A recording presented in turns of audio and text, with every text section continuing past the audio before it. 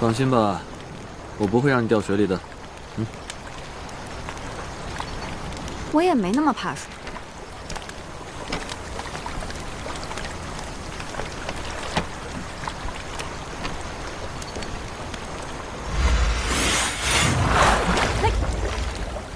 没事吧？怎么突然起这么大浪了？没事。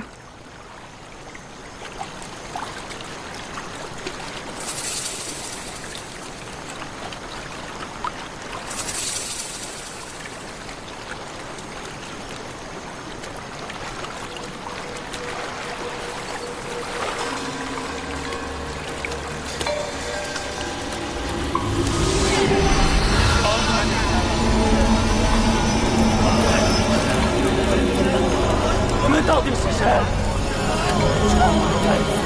你好哎！看着像是灵界之人。出去！我们简直欺人太甚！我们做错了什么？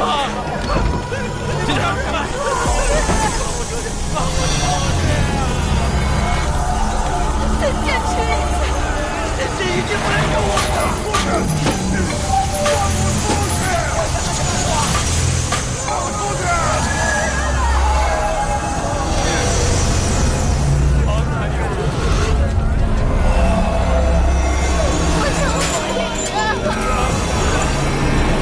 撑不住了！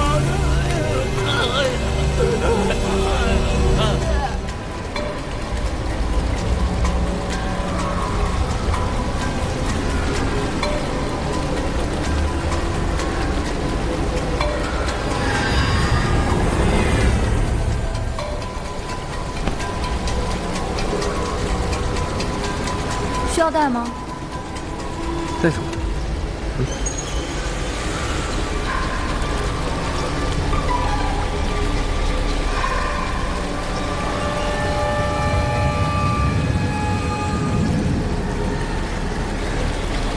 怎么救？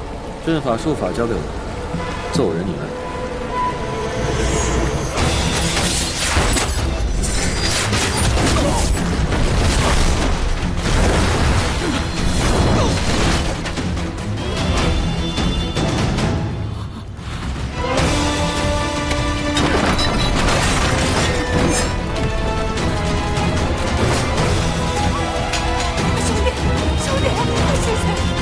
有人来救我们了！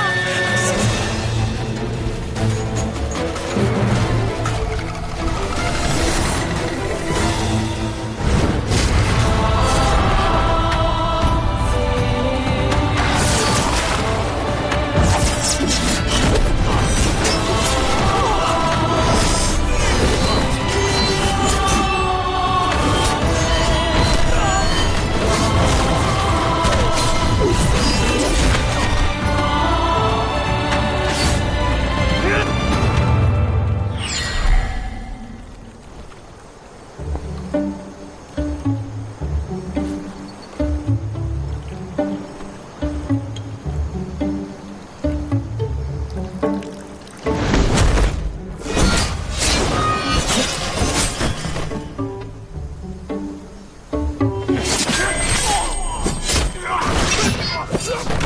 真是灵界的人吧？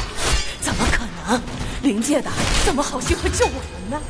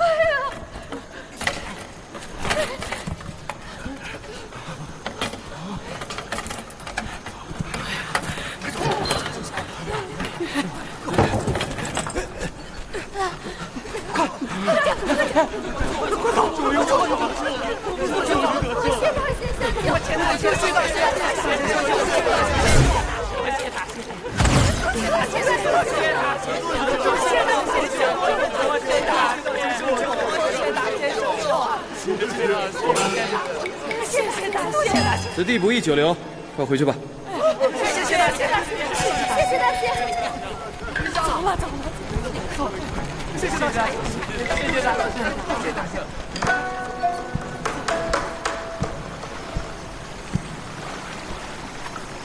谢谢大仙。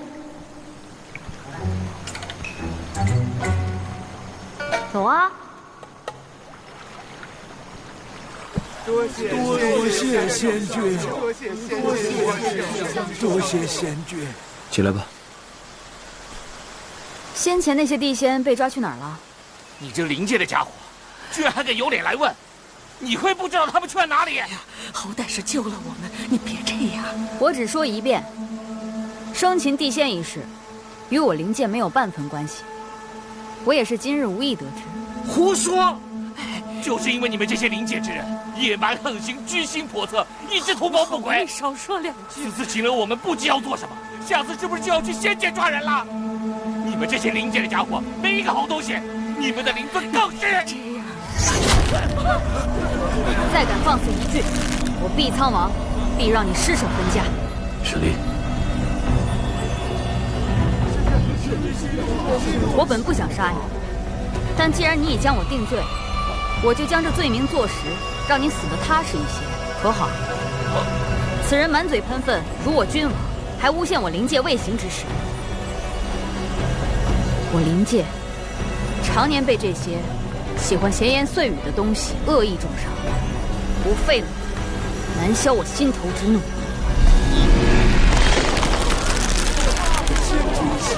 你若杀了他，便更难洗脱灵界的冤屈。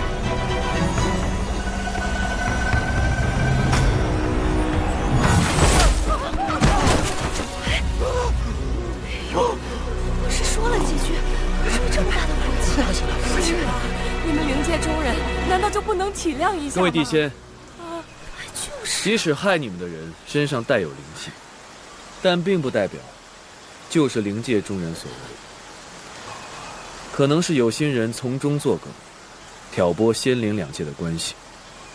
前段日子，我到过灵界，灵界的族民并非像你们所想那般嗜血好战，还望各仙君勿听谣言，以免中了奸人的计谋。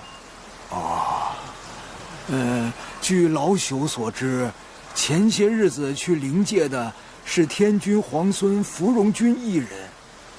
方才那位女子自称是毕苍王沈离，莫非真是你们夫妇二人？芙蓉君与毕苍王尚未文婚。既是仙君的话，那便是真的了。是。毕苍王一心为了灵界，并且极为护短，他听不得有人损害灵界的威望。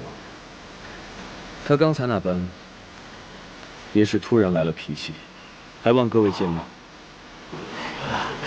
仙君对王爷倒是极好的，并非先前传闻中的那样啊。对。因为他值得。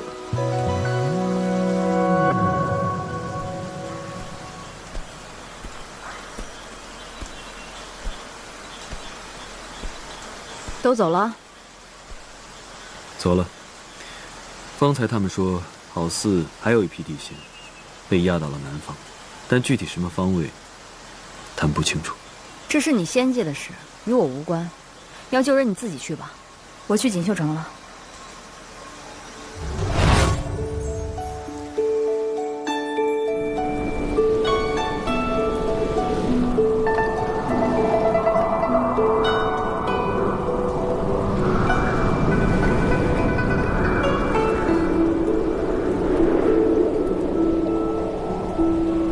跟着我做什么？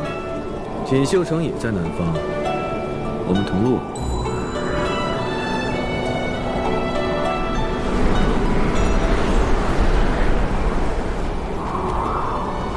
想不想去吃点东西啊？不想。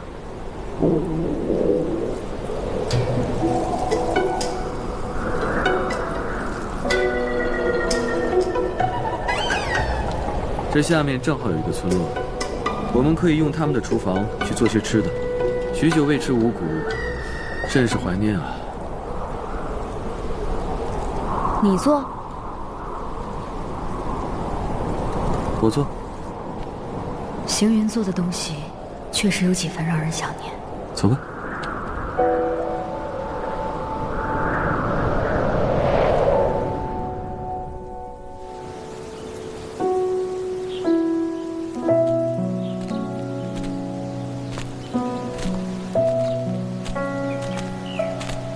两位，来喝点茶吧。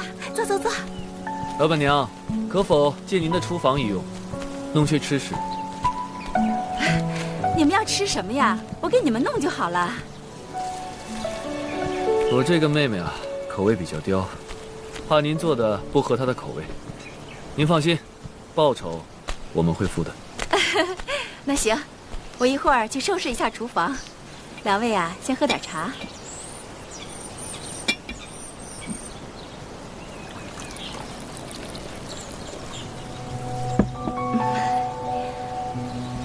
两位请。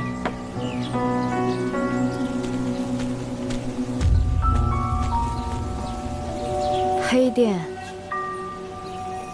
怕了。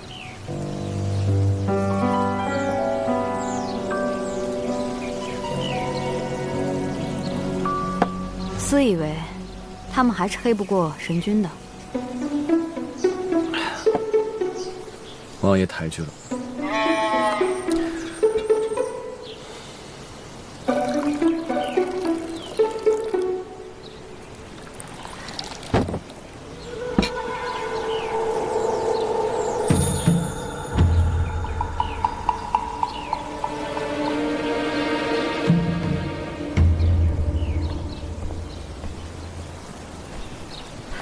都收拾好了，公子进去吧。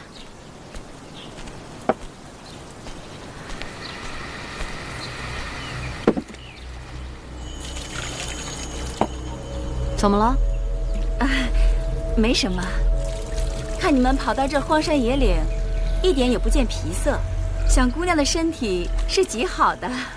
还行，不过就杀过千百个魑魅而已。姑娘真会说笑。我从不开玩笑。过来。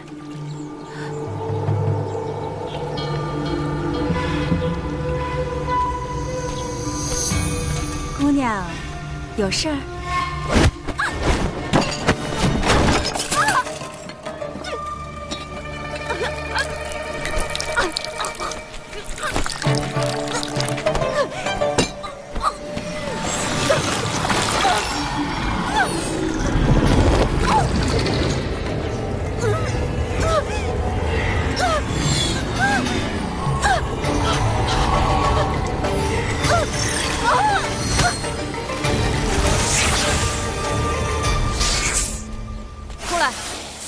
不出来，我将他杀了！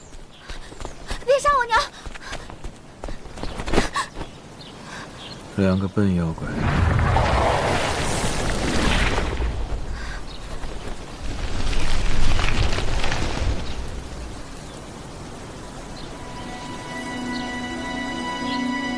小何，我不是小何，对不起，我叫锦溪。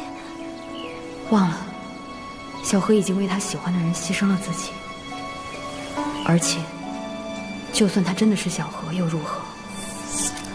毕竟不是人人都是星矢。你们两个，道行也不高，竟然如此胆大，摆摊害人，实属放肆。你们就不怕此处的山林地仙问你们的罪吗？这里的山林地仙早就被抓走了。什么时候被抓的？抓到哪儿了？说话呀！我不会揍你。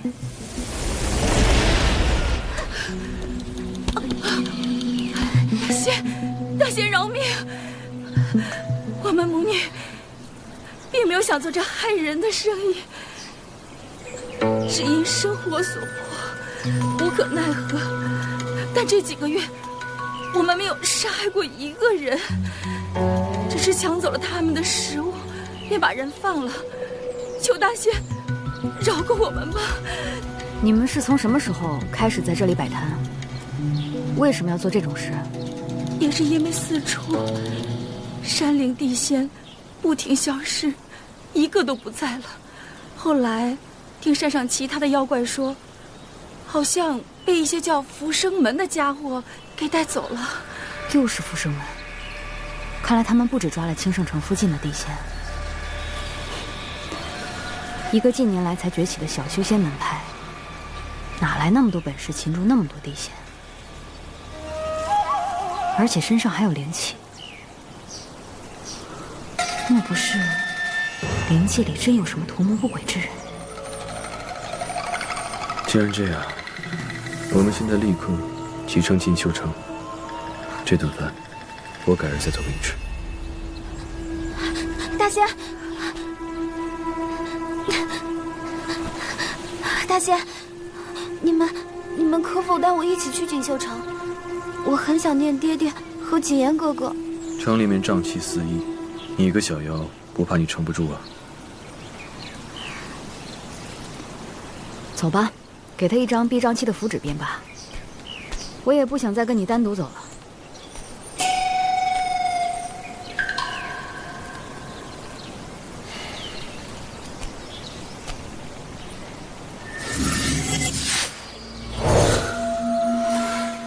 记住了，进了城里面，有任何不适，随时和我说。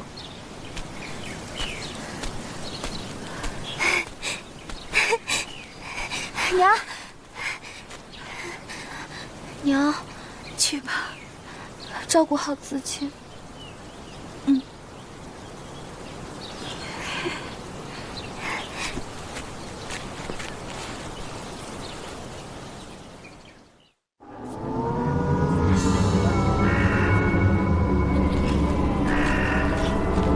这是锦绣城，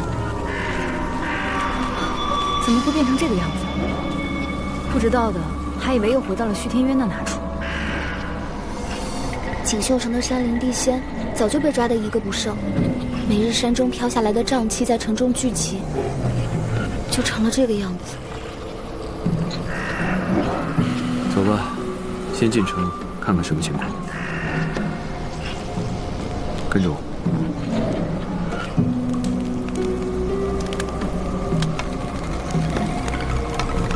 这城中比想象中还要糟糕，这城里的凡人怎么能受得了？可有办法清除瘴气？自然可以，只不过这城里面的瘴气乃是受山林之害，清除了此处的瘴气，只能治标；清除山林间的瘴气，才算治本。先治标，再治本，总比什么都不做来得好。娘，你不要拽我！娘，你不要拽我！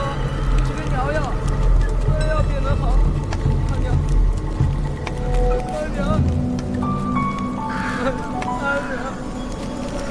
娘，娘，净化之力。阿娘，你对阿娘做了什么？你阿娘中了瘴气之毒。我知道，我不用你们管。我已经拿到破烂仙女给的药了，我娘喝了便能好。我不要你们这些奇奇怪怪的人管。你这孩子，仙君是在帮你。我只听破烂仙君，我不信你们。我要带我阿娘走。阿娘，把药还我。药我可以还你，但你要告诉我，你说的那个破烂仙君在哪里？破烂仙君就在城北书院中，他在那里治病救人已经很久了。阿娘，这城北似乎是有清净之处。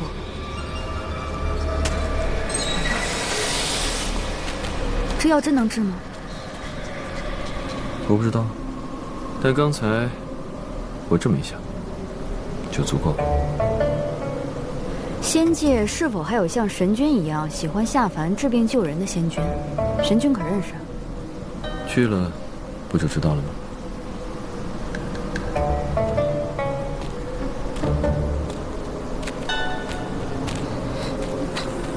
走啊，这里不会有鬼吧？你一个妖还怕鬼？这些只是中了仗的人。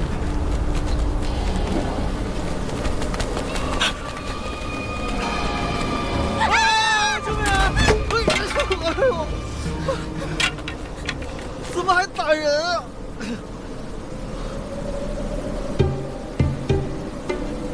闪离，神君，你谁呀？我芙蓉君啊！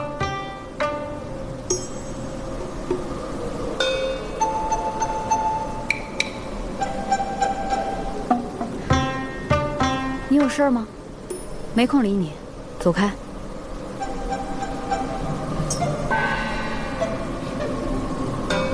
你太过分了！本仙君舍命救了一座城，你就这样对我？要不是我赶到锦绣城，这里所有人都被瘴气给吞了。是本仙君用计划之力才把局面控制住的。你这么嫌弃我干什么？哼！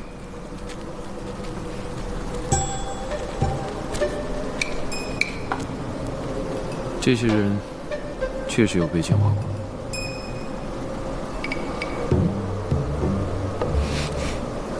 快回去吧。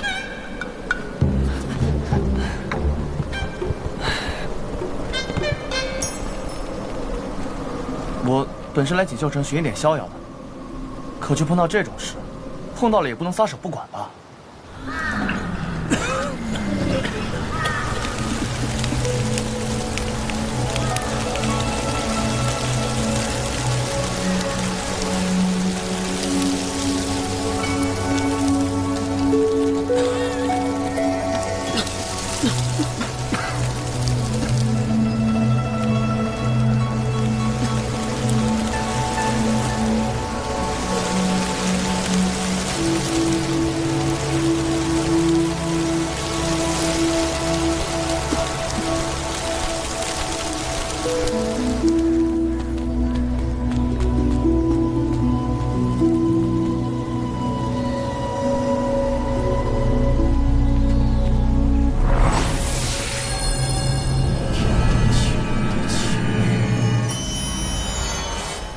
什么来着？哎呀，这计划口诀。哦，对。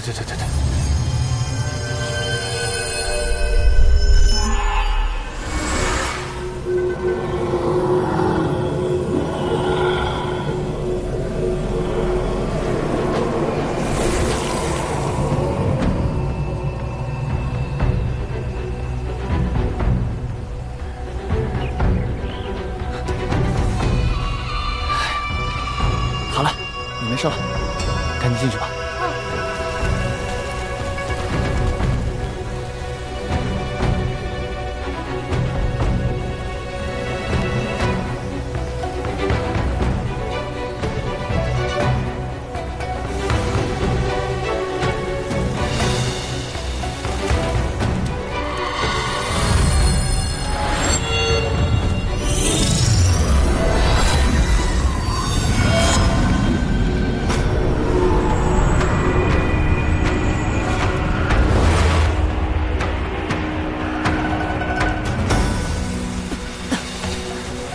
我费尽全力净化了城中瘴气，可不到一天，又弥漫开来了。城里病号太多了，生病太重的管不了，我便把病情稍轻的一起带去了城北书院里，设了个结界把他们圈住。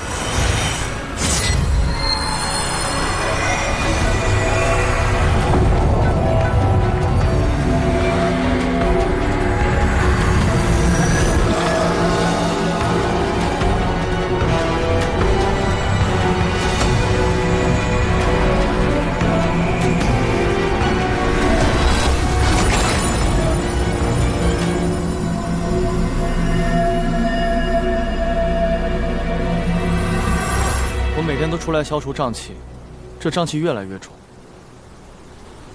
我也没法了。那你为何发现的时候不上报仙界呢？是怕被抓回去吧？现在，要硬着头皮，也要凭一己之力去净化这里的瘴气。扛不住了，想起来找人了，还一个人拯救一座城，真是好笑。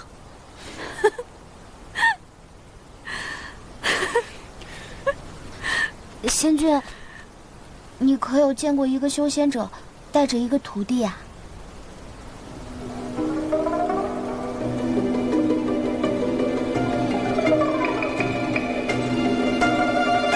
自然是有看见，就在本郡设的结界里。你可否带我过去？当然，我牵着你们，这里瘴气太重，当心看不见。他使力，你接我干什么呀？带路，带路也是在这边啊！放开我！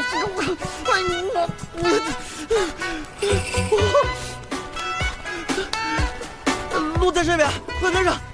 疼使力，疼死了！别呀，没那么疼。快松开！快点！放开我！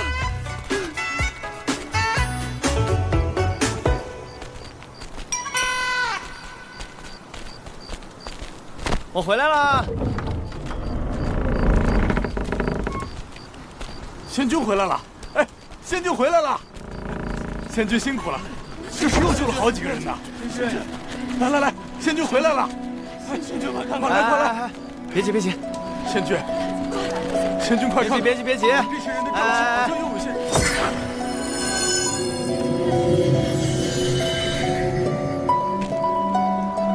好了。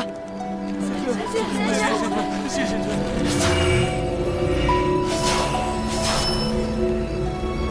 谢谢仙君，谢谢仙君。好了，都起来吧。好些了吧？仙君好厉害，仙君真是大善人。这儿以前呢是个书院，后来院长行贿贪污，什么恶事都做尽了。被抓了以后呢，这书院就废了。我看这风水还行，就用来当个避难所。都被抓了，风水还行？风水要不行，才不会被抓呢。恶人怎么配？爹，景言哥哥。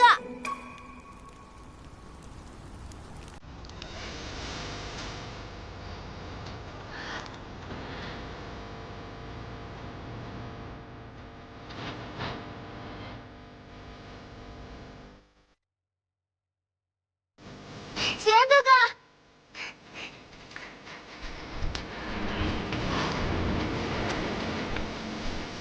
他们，爹，你怎么来了？景言哥哥。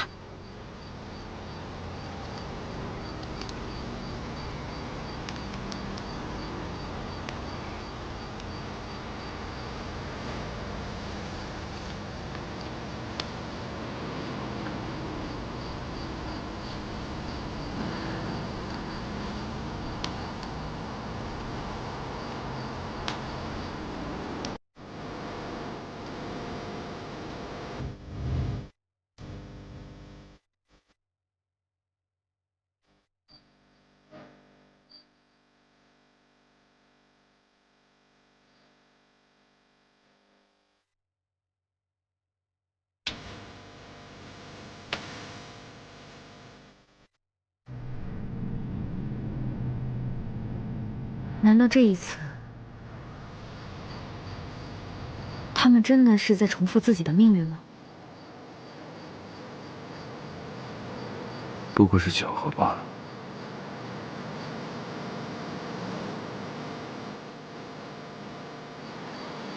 在顾城锦当上城主之后，在他人生中的那么多个日夜里，有没有哪怕一瞬间会回想起曾经有一个才露尖尖角的女子，为了成全他，谁啊你？而再无机会盛放？你娘呢？为何放任你到此处啊？阿娘也担心你不好，只是她受了伤，怕受瘴气影响，所以没敢来。净胡闹！你就不怕染了瘴气吗？喝完这碗汤药，我赶紧送你出去啊！阿爹，前辈，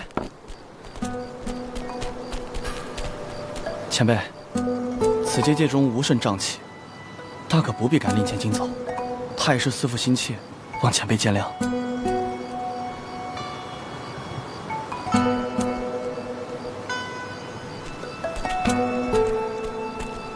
你要出了什么事儿，万一让你娘知道了，我怎么跟她交代？这还没怎么。一定会。顾生锦做了城主之后，在锦悦府花园内种满了荷花。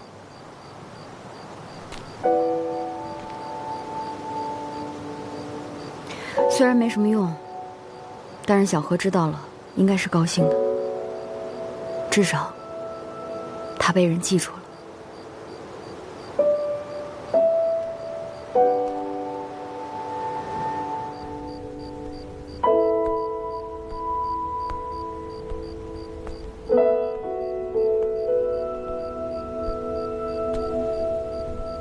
这便是锦绣城因瘴气肆意出现的疫病。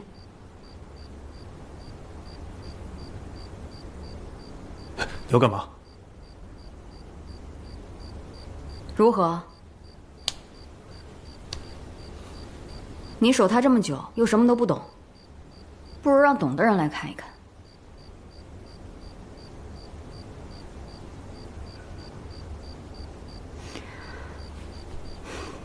神君，有狼。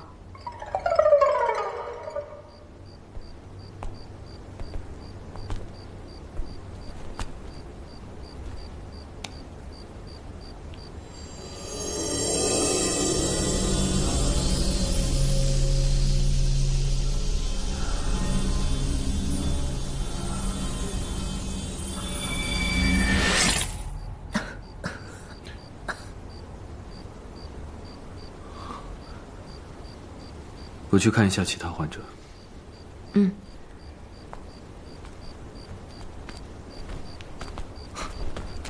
芙蓉君，你在此地多日，可有发现哪一个方向瘴气最为浓郁？西边，城西南的瘴气总是最为刺人。如果没有猜错的话，这瘴气根本不是由城外溢向城内的。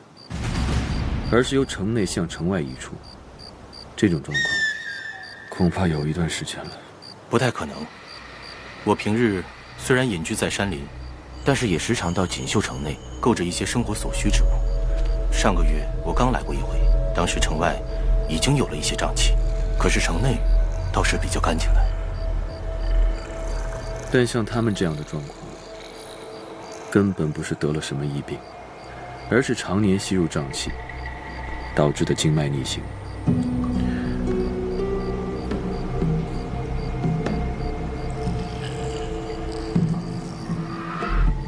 说来惭愧，数日前我吸入了瘴气，他们便在我的身体里留下这样的痕迹。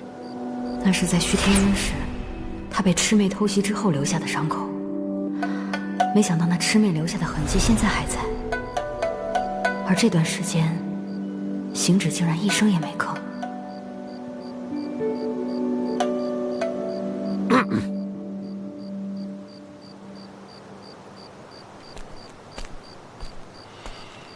这样的痕迹，若不是被带有瘴毒的怪物撕咬，就是常年累月的吸入瘴气，而致血脉逆行。时间久了，达到一定程度，它便会爆发。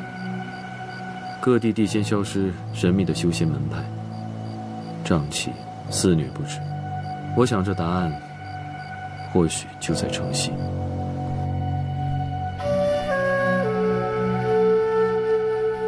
他是谁？小声点儿，没看他睡着了吗？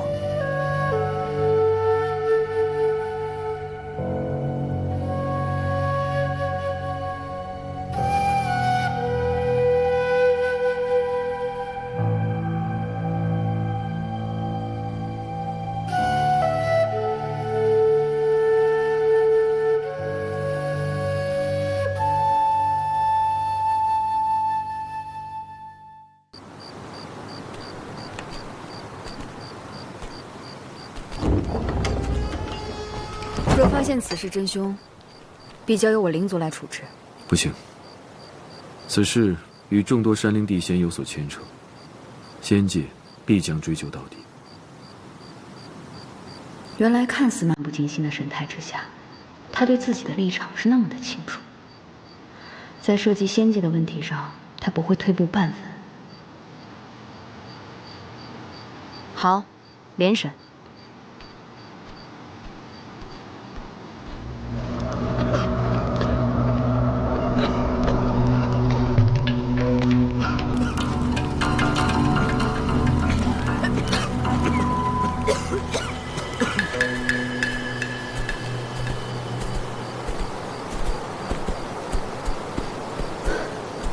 找的都快撞上城墙了，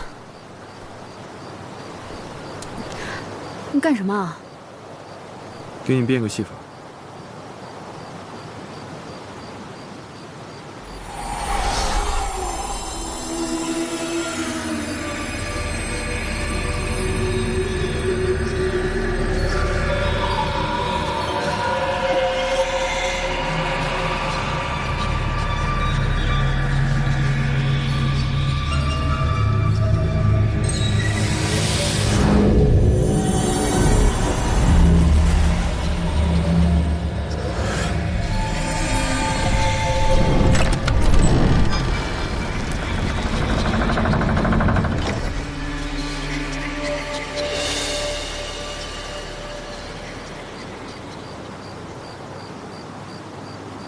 神不神奇？下次把你自己的头发。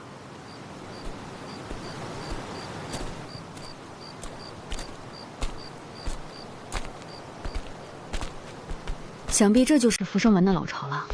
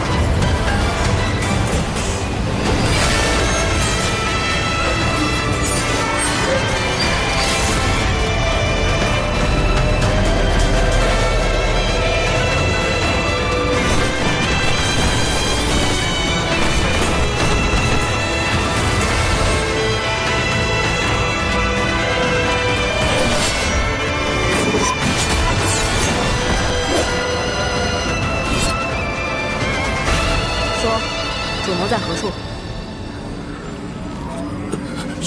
右边。左边是何处？左边是关押各地山灵地仙之处。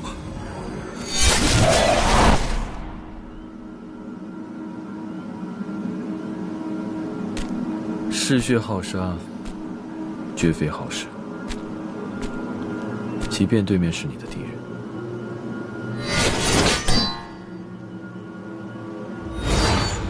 不劳神君说教。此处左方应当是关押各处地仙之所，我术法不精，便不去了。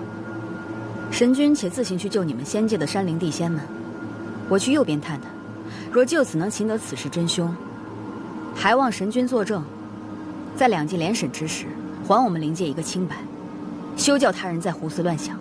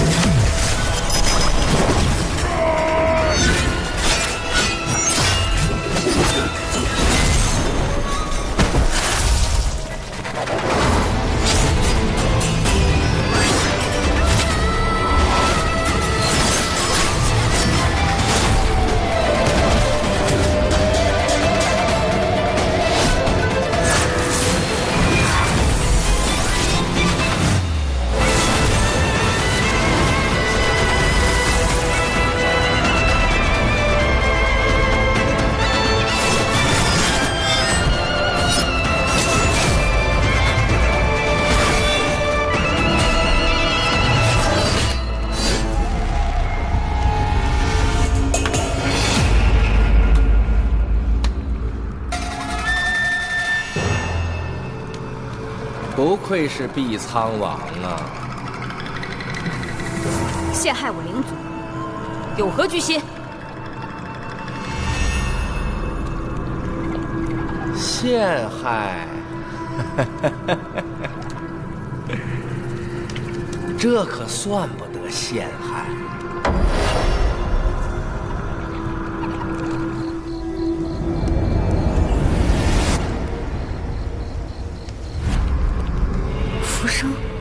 浮生门，明明是个凡人，为什么会活那么久？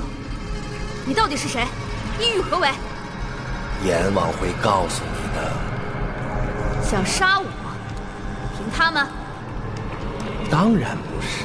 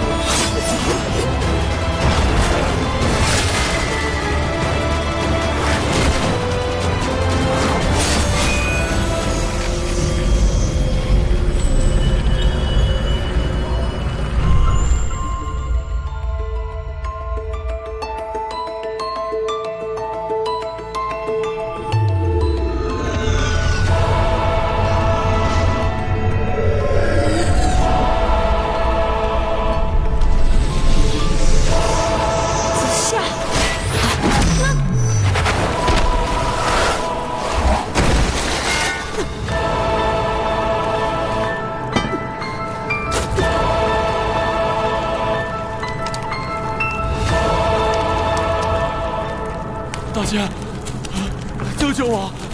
大仙，大仙，大仙，救救我们！大仙，救救我们！救救我们！大仙。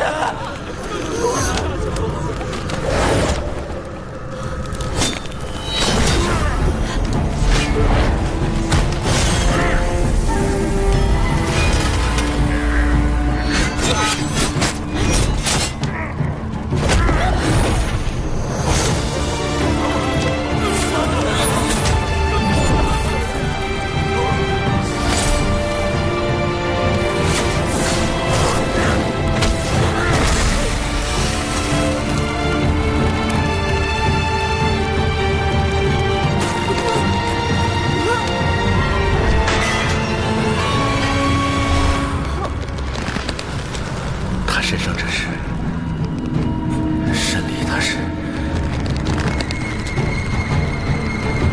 住手！留着他还有用。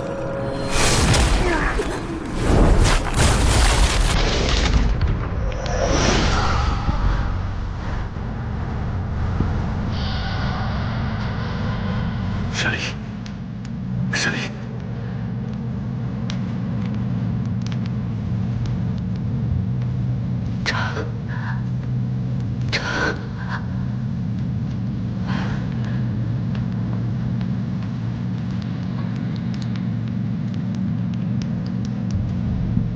你受了多重的伤？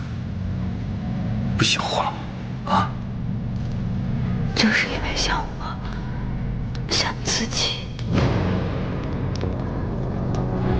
灵界更好的活下去。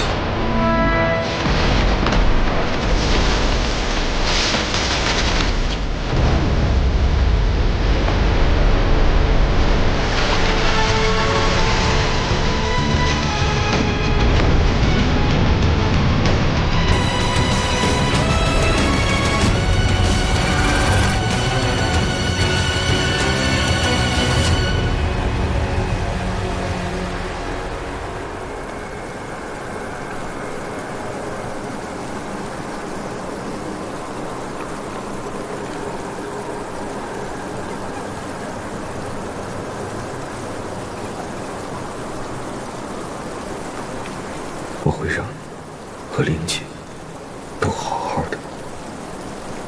沈凌，我会保护你。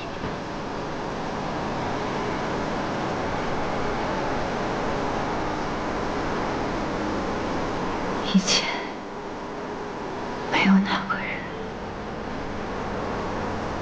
是行止。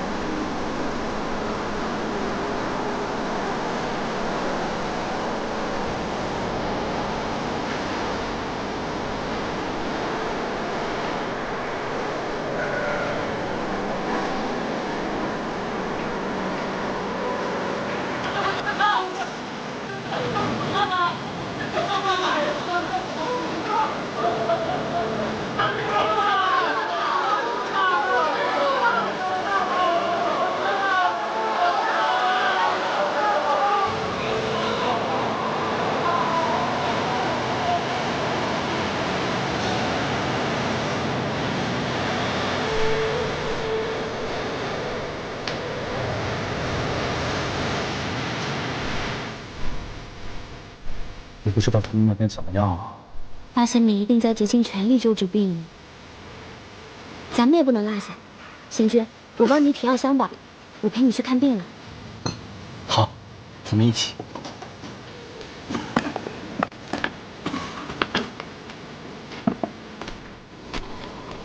贤君。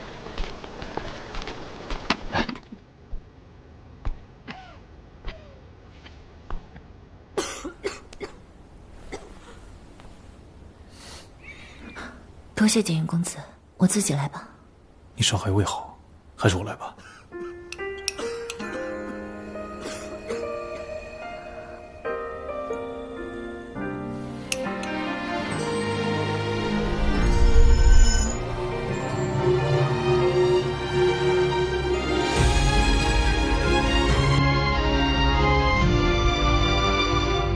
不如公子与锦溪姑娘一同去帮仙君，我可以自己喝药。没事儿，让他先去。来，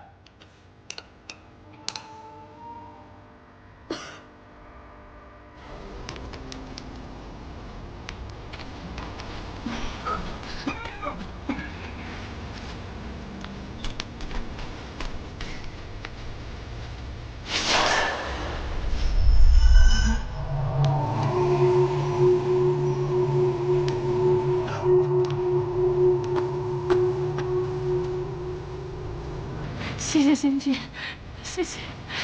早点休息。谢谢仙君，谢谢仙君。仙君。累了，那歇会儿。我确实很想帮你，可是我担心，我怕我会露出原形。本神君的法力已经通到你身上了，绝对不会让你露出原形的。放心吧。仙君请自重。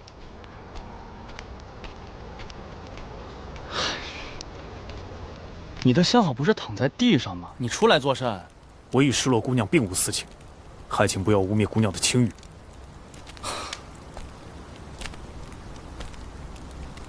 还站着干什么？开门！芙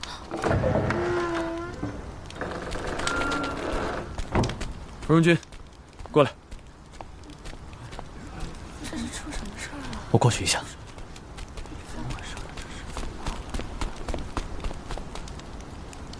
还不走？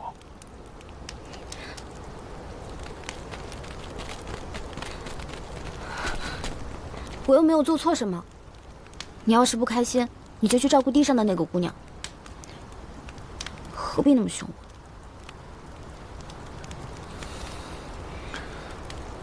我做这些也是有原因的。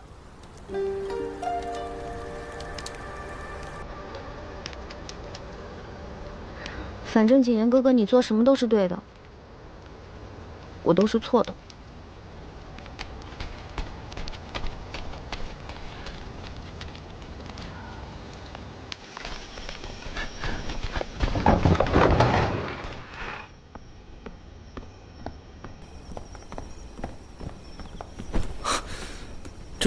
这是怎么了？他怎么会伤成这样？握住他另一只手，做净身术便可。他体温极低，而且体内有股莫名的力量在涌动，像是与血融合在了一起，让人分不清到底是中了毒，还是中了咒术。不就出去了一会儿吗？怎么会弄成这样？若有发现，待到大家一起商量之后再去，岂不是更好？他不会信任你，他也不会相信我。仙界的任何人，他都不会信。若不是他伤到动都动不了，今天一定会把那个幕后黑手追到底。果汁到了极致啊！所以说，谁会娶这样的女壮士回家？这种家伙哪有半点弱小、惹人怜惜的女人味儿？有。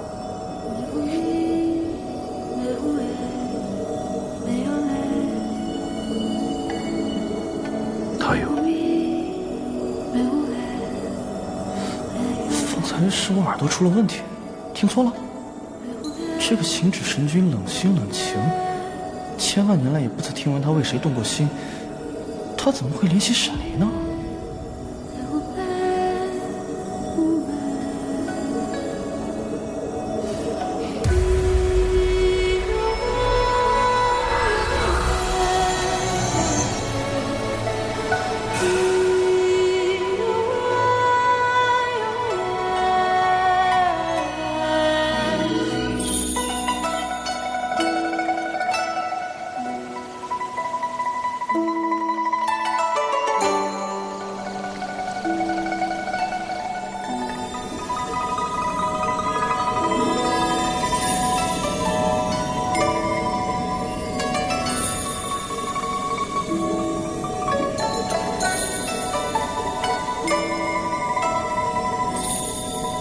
都1天1夜了，终于有所缓解了。神君，到底是什么样的妖怪，才能把碧苍王伤成这样？在我的印象里，这个灵界的王爷就是个金刚将士，打不坏，摔不烂，突然这副面孔，还真让人有些措手不及。他体内有2股力量，并没有完全融合。2股力量？什么力量？我说了你也不懂，这事跟你没关系。他都这么厉害了，还修2种心法呀？此次地仙被掳走，并不简单。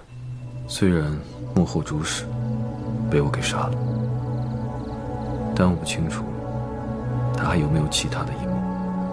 明天一早，你立刻到灵界，把整件事禀告给灵尊，让他做好准备。然后，你立刻返回到仙界。此件事事关重大，不能耽搁。我去啊！这好不容易才解决了锦绣城这些事儿，我就不能玩会儿？你玩什么？好啊，那我召唤出2只神兽陪你一块玩。没有，我明日就去。哎，神君，那这锦绣城的瘴气和吸入瘴气的人怎么办啊？瘴气的源头已经被我斩断了。各路地仙已经归位，清除瘴毒是早晚的事儿。至于那些人，我自有办法。这里没有什么事儿了，你收拾一下，赶紧走吧。知道了。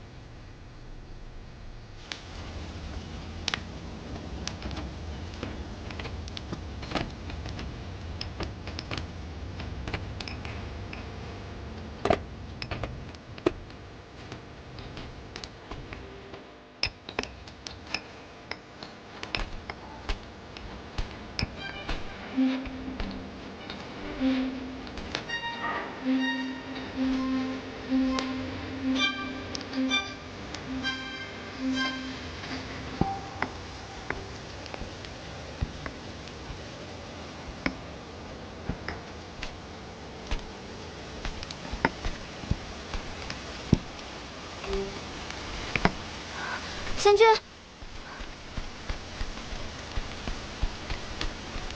那个仙子怎么样了？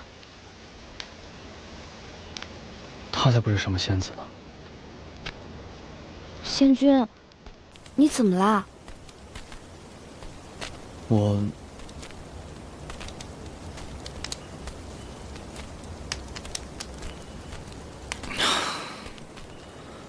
这段时间，我其实挺骄傲的，守住了这个书院，护住了里面的人，我觉得自己可不容易了，可了不起了。但是今天看到沈离这样，我忽然又觉得我好像什么都没做。我从没想过，一个人竟然能受这么重的伤。这要是换作是我，恐怕疼都要疼死了。仙君，你已经很厉害了。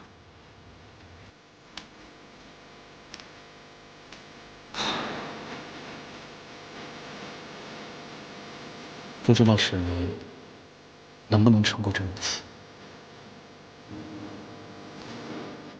另一个仙君也很厉害的，而且我发现了，他对仙子特别好，他一定会保仙子没事的。也是，神君总是无所不能的。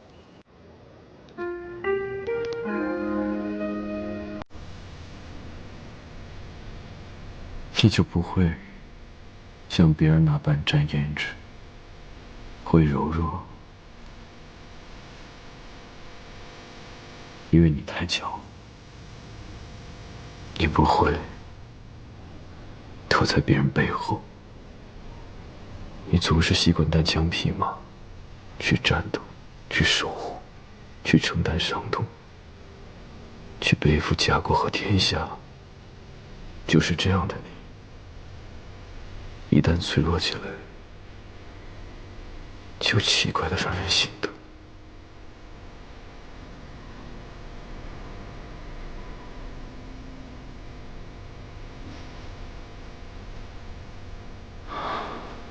就好像一只小猫懒洋洋地伸出了小爪子，在你的心间挠了一刀。之前没有察觉，得察觉之时，是又痛又痒，滋味难言。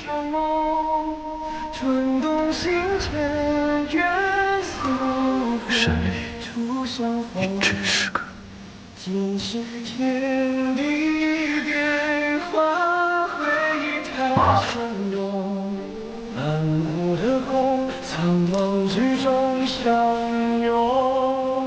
瘴气总算消散了。真的好多了。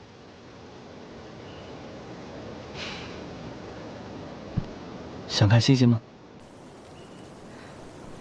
真的可以吗？你想要的，我都可以给你。哇，星空，好漂亮啊！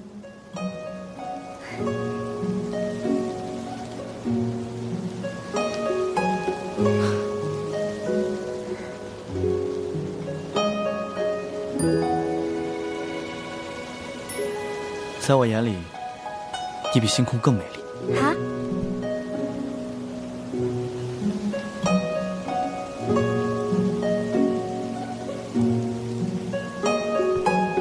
我说，景熙，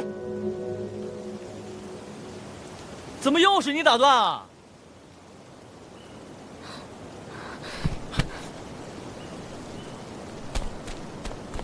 我知道你喜欢他。但他之前为了一个女人对你那么凶，你不让他促一促、紧张一下，他会把你吃得死死的。相信我没错，本仙君可是情圣呢。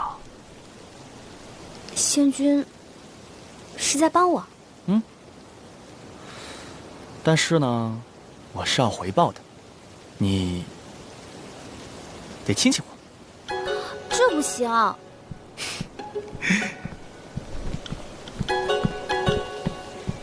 逗你可真好玩。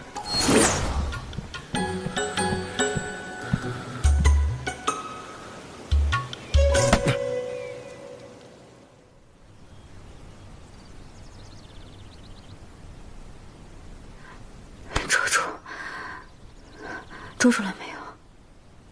浮生捉住了没有？浮生，就是烧了行云小院的那个家伙。现在回想起来，那个晚上的事情发生的太过于集中。现在，他捉的那些地仙，又造出了那些怪物，还利用紫霞待我伤好，我一定要抓住那个混蛋。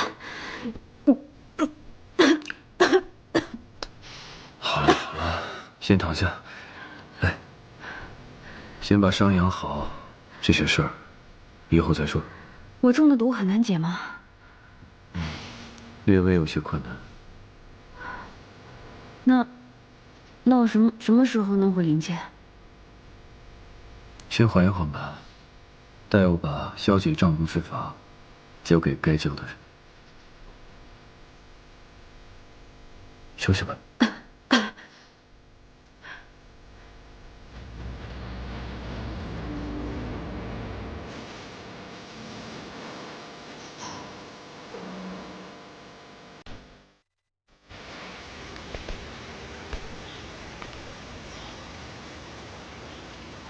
虽然没有捉到主谋，但是能够获得片刻的安静，也算是有所收获。换来片刻的安静啊，确实好。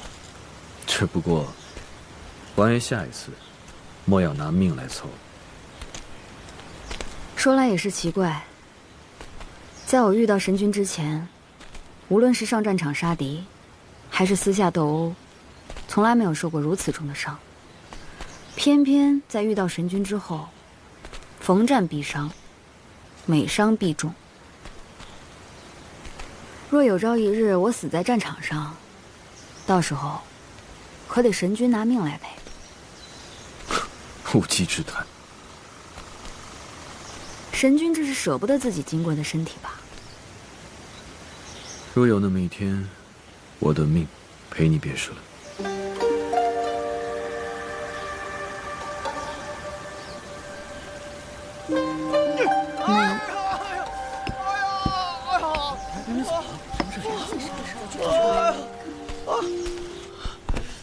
启言哥哥，你在做什么？太过分了！你让开，今日非除他不可。啊，小琴，你师兄好厉害啊！哎呦，装什么装？别演了！哎呀，谁呀？哦，壮士，你恢复的好快啊！你又在这惹什么祸了？没有。别干了，既然瘴气已经消散了，那就各回各家吧，散了吧。那走吧。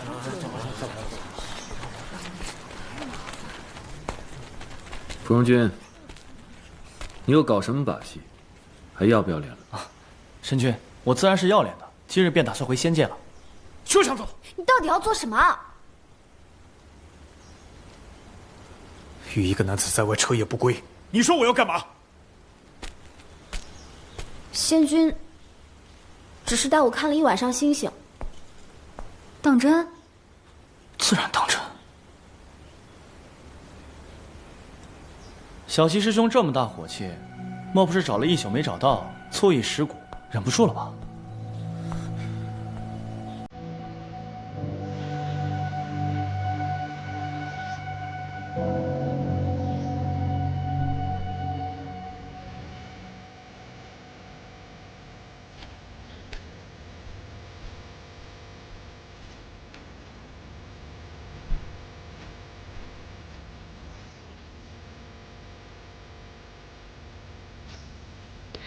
师兄，你说你在意失落姑娘是有原因的，那这个原因到底是什么？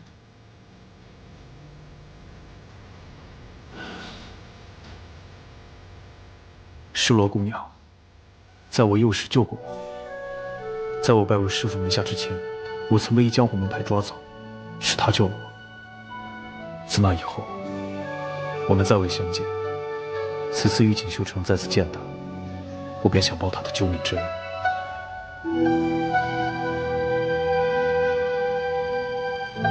你可以报救命之恩，但也不要把我当小孩一样对待。我不是小孩子了。锦溪，你干嘛去？整理药材。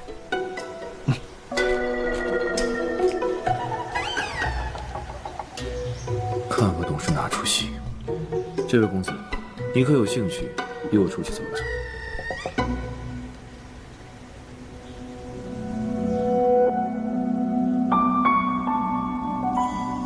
别误会，就是走一走。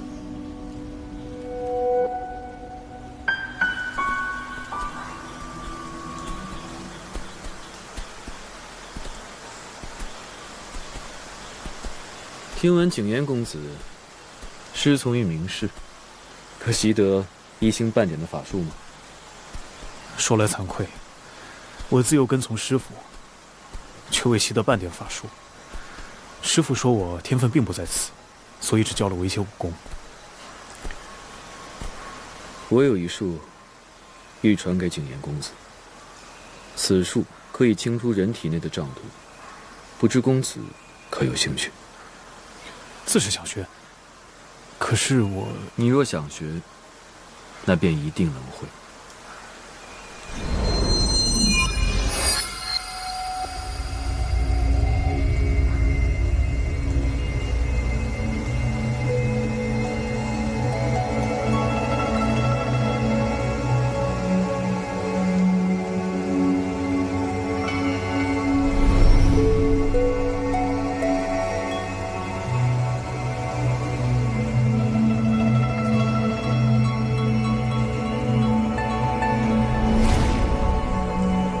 青叶，好久不见。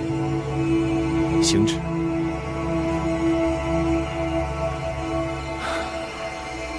我本以为我们再无相见之日。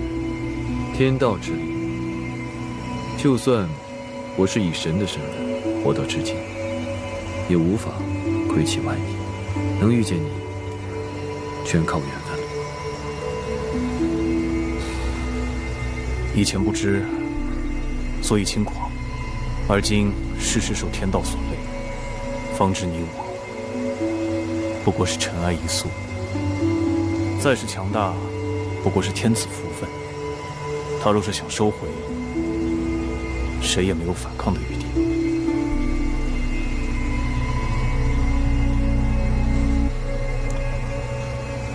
如今你将我的神格唤醒，不是天道所授，不可为之啊。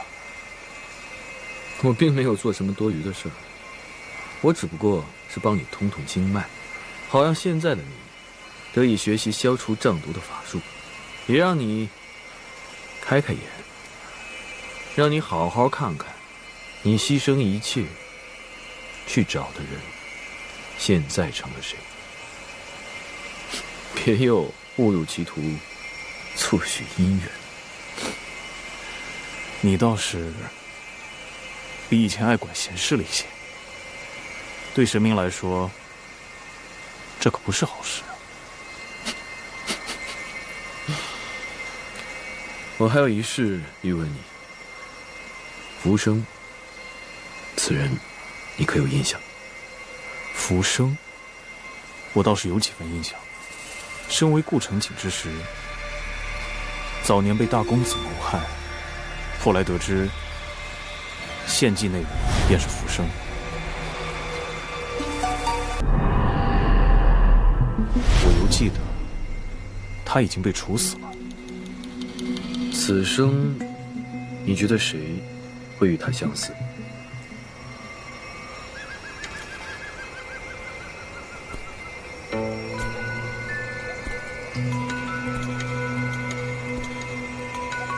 确有一人。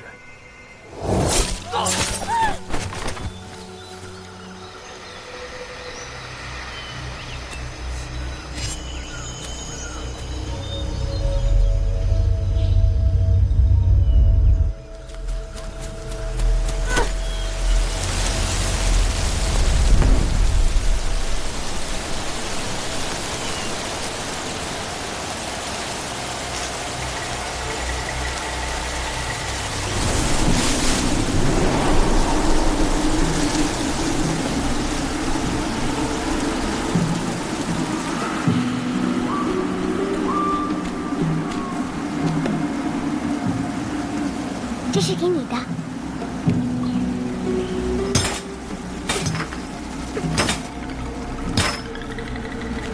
快走，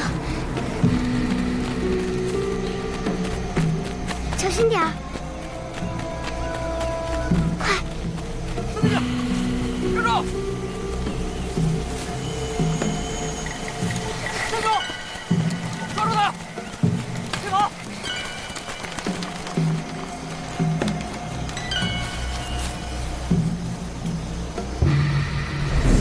细想下来，害景言父母之人，的确与浮生有几分相似。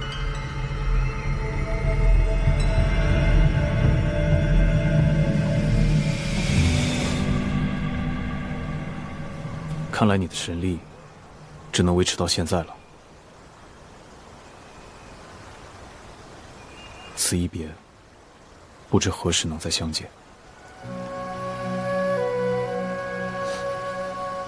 无有，保重，保重。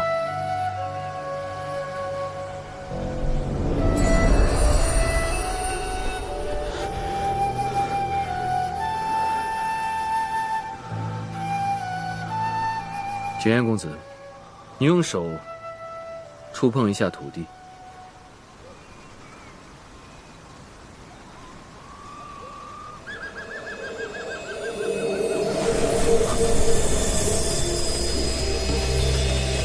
这是净化术。你能力出血，身体有些不适，很正常。你且先回家歇着，5日便可以为人们清除障毒了。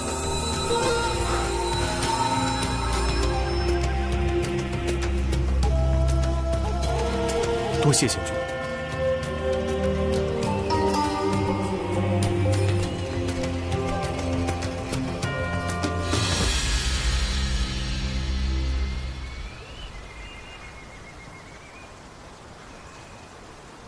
你还要打算跟多久啊？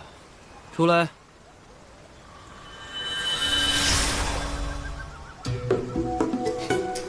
你这样，可不像我认识的碧苍王。都知道这天上天下就你一个上古神了。方才那景言又是怎么回事啊？现在，只有我一个上古神。可很久以前呢，在天外天之上。 可不止我一个上古神，因为太久远了，不仅是对于你们，对于我而言，也遥远到无法追溯。这景言也是顾成景，他曾经是我的好友，他叫青叶，银发，玄瞳。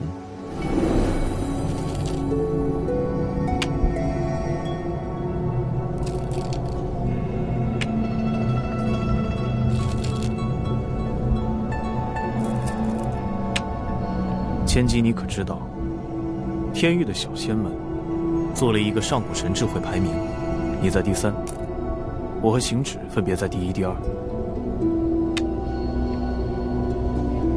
行止，你可是以1票之差输给了我，要加油啊！他还曾是天外天最神机妙算的神明，那与神君相比呢？我个人觉得。 我比他强，王爷不信？我也是这么认为的。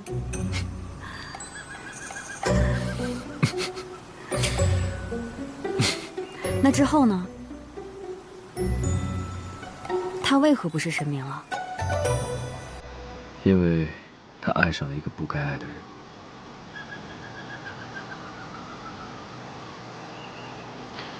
他为了救。 他的爱人滥用神力，违逆天道，神格被废。还有谁能处罚神明？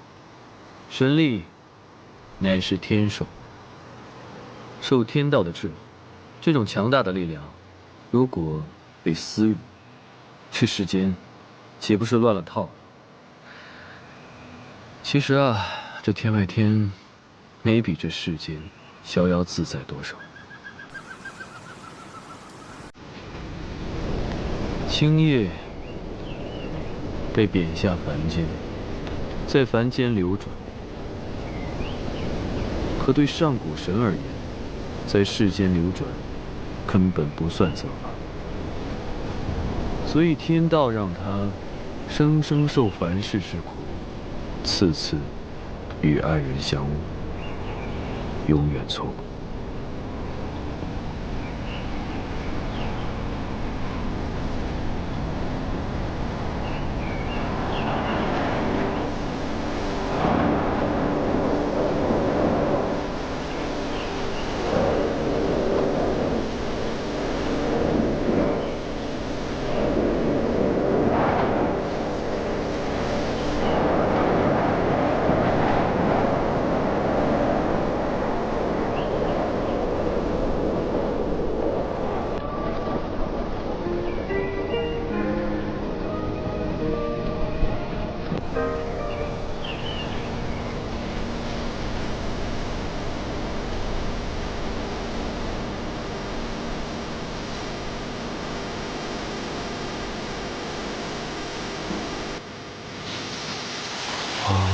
又见你，情不小人的人人心时分，谁有情烦苦烦？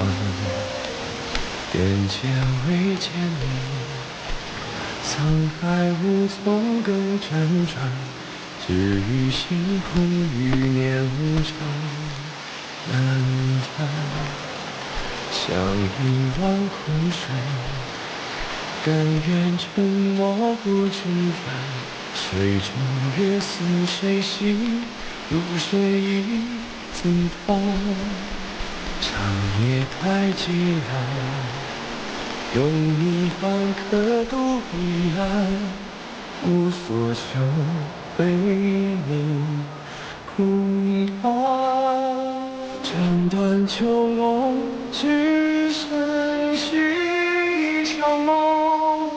春冬心间，愿溯回初相逢。今世天地变化，回忆太汹涌。满目的梦，苍茫之中相拥。世间事，换作尘埃与风，离合最匆匆。宿命哪怕难为，也要与共。无惧岁月化天边一缕风，风起时烟端杯中再重逢。任由万物同在，容一片星空。他言归来，早有碧海苍穹。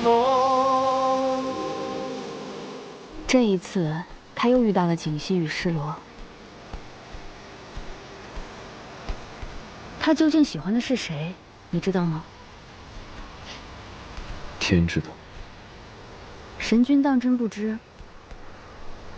我方才唤醒了他的神格，给了他一丝神力，希望他会察觉到一点蛛丝马迹吧。但究竟结果会怎么样，皆看造化。还望天道，莫要赶尽杀绝。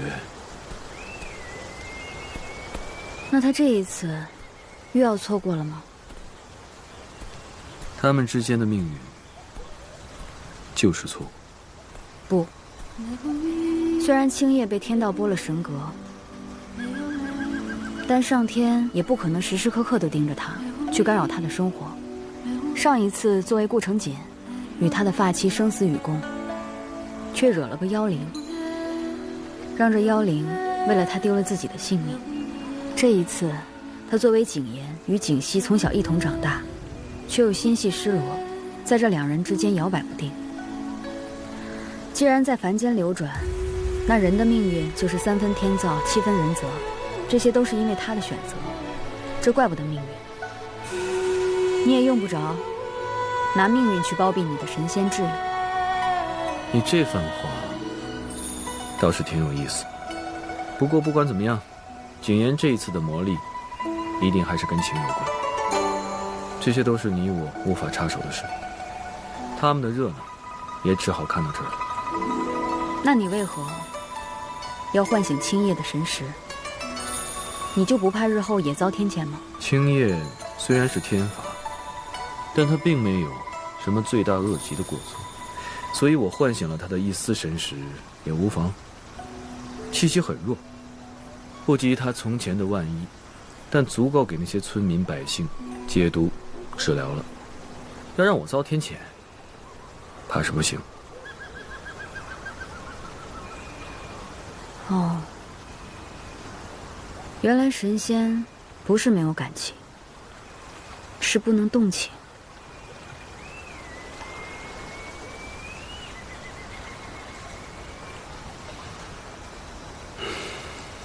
差不多回去了，走吧。嗯。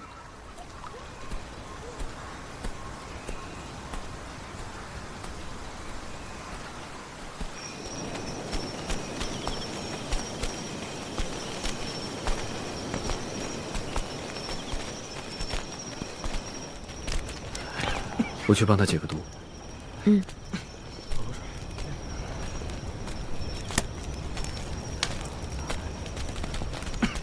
大仙，芙蓉仙君让我转告二位，他已经按照大仙的吩咐回灵界通信去了。走之前还惹得谨言哥哥生了一通气。感觉一下。行，我知道了。谢谢山君。那芙蓉君心里只有一分是真心想帮锦溪笨丫头，其余的心思皆是想占人家姑娘的便宜吧。偏偏这笨丫头还把芙蓉君的话当真，好色花心之徒，到哪儿都改不了本性。你抢了，给我看看，我看看，我先，你看看这我呀，我也想看，给我看。这是仙君的手帕吗？是啊，你看看，让我摸一摸。真好看，好舒服啊！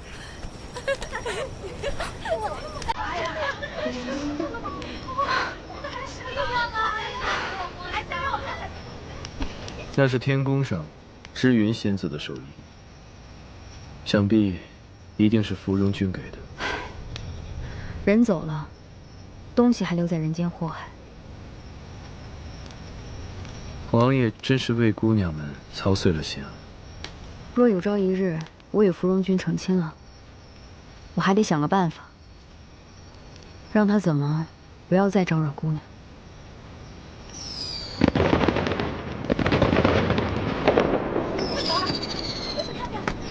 日子，迎新日子了！说，这才有点人味儿啊！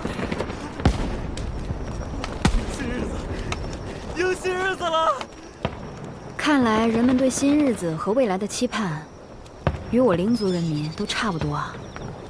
不如我们也凑凑热闹，正好出出晦气。烟花在天上炸，哪能去除人身上的晦气啊？让他们热闹去吧。